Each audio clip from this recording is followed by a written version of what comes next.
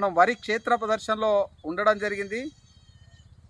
తెలంగాణ రాష్ట్రంలో వరి ప్రధానమైనటువంటి పంట సాగైతుంది. అదే రకంగా ఇటు కర్ణాటక కానీ ఆంధ్రప్రదేశ్లో కానీ తినేటువంటి వినియోగదారుని అభిరుచి మారడం, ముఖ్యంగా వచ్చే రబీ కనుక చూసుకుంటే మనకు 120 నుంచి వెళ్ళి 125 రోజుల పంటకాలం ఉన్నటువంటి సన్నగింజ రకాలలో మరి సుదీర్ఘ పరిశోధన చేసేటువంటి ఆచార్య ఎన్జి రంగా వ్యవసాయ విశ్వవిద్యాలయం ఆంధ్రప్రదేశ్ మారుటేరు వ్యవసాయ పరిశోధన స్థానం నుంచి వెళ్ళి ఇది గత రబీలో మినికిట్ ఇవ్వడం జరిగింది.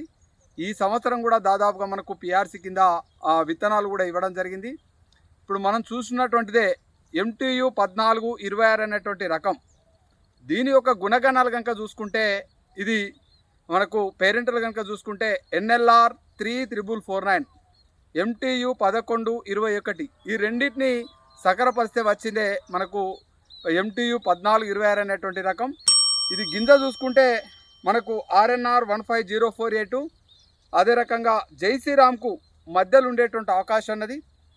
దీని దుబ్బు శాతం కనుక చూసుకుంటే వాళ్ళు మనకు మినికిట్లు ఇచ్చినటువంటి లిటరేచర్ ప్రకారం చూసుకుంటే ప్రధానంగా వచ్చేటువంటి రబీలో కొంతవరకు అగ్గి తెగులు, కొంతవరకు మెడవి తెగులు, అదే రకంగా కొంతవరకు దోమపోటును సమర్థవంతంగా తట్టుకుంటుందని చెప్పడం జరిగింది. అదే రకంగా దుబ్బుల పిలక శాతం మనం చేసేటువంటి నీటి యాజమాన్యం, మన భూసారాన్ని బట్టి మనం వేసేటువంటి ఎరువులను బట్టి 15 నుంచి 22 పిలకలు వచ్చేటువంటి అవకాశం ఉన్నది. కాబట్టి మీరు చూసుకుంటే ఇది దాదాపుగా 300 గింజలు ఉంటాయి. 1000 గింజల బరువు కనుక చూసుకుంటే వాళ్ళు మనకు మినికిట్లో లిటరేచర్ ఇచ్చిన ప్రకారంగా 1000 గింజల బరువు 14.5 నుంచి 15 మిల్లీగ్రాములు కూడా వారు చెప్పడం జరిగింది. అంటే మనకు మంచి హెడ్ రైస్ రికవర్ కూడా సుమారుగా చూసుకుంటే ఒక 65 నుంచి 67 కిలోల హెడ్ రైస్ రికవర్ వచ్చేటువంటి అవకాశం అనేది. దాదాపుగా గింజలు చూసుకుంటే ఒక గొలుసుకు రమారమిలా మనకు 300 గింజలు ఉండేటువంటి అవకాశం ఉన్నది.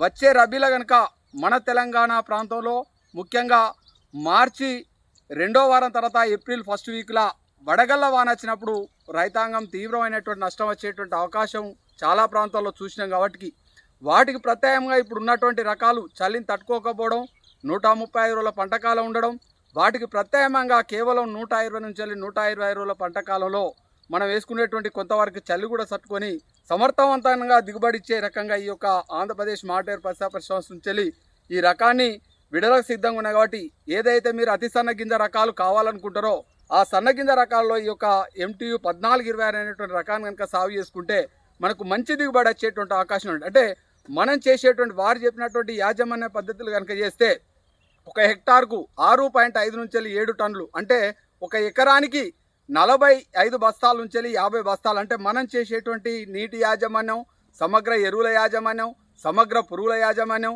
సమగ్ర మొక్కల యాజమాన్యం ఇవన్నీ కూడా సమతుల్యంగా రైతు తప్పనిసరిగా పాటిస్తే వారు చెప్పినటువంటి సమగ్రమైనటువంటి దిగుబడి వచ్చేటువంటి అవకాశం ఉంది. కాబట్టి వచ్చే రబీలో కనుక వేసుకుంటే మిల్లర్కి ఆధారమైనటువంటి రకం భారత ప్రభుత్వం సేకరించేటువంటి దానిలో మనకు ఏదైతే తెలంగాణ ప్రాంతంలో 15048 ఉందో అదే గింజ నాణ్యతకు దగ్గర ఉండేటువంటి అవకాశం ఉంది. కాబట్టి ఈ రబీలో వేసుకునేటువంటి రైతులకు మంచి దిగుబడి ఇచ్చేటువంటి రకాన్ని కూడా పరిచయం చేయడం జరిగింది.